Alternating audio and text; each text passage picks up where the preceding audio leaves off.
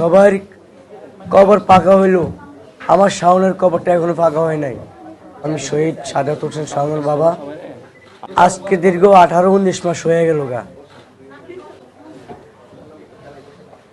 আমার শাওনের কবর দেখতে যাইতে হলে আমাদের রাস্তা নাই,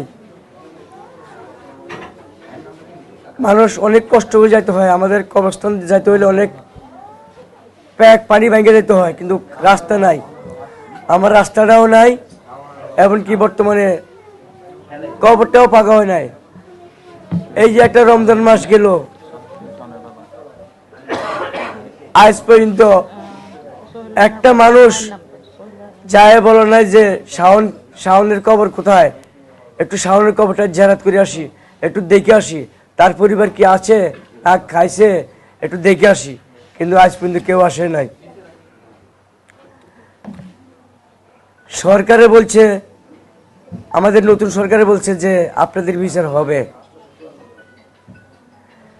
যে ইউনূস সরকার আমাদের সন্তানদের রক্তের উপর দাঁড়ায় বসছিল ক্ষমতায়, উনি তো বিচার করতে পারেন নাই, তাহলে আর বিচার কে করব?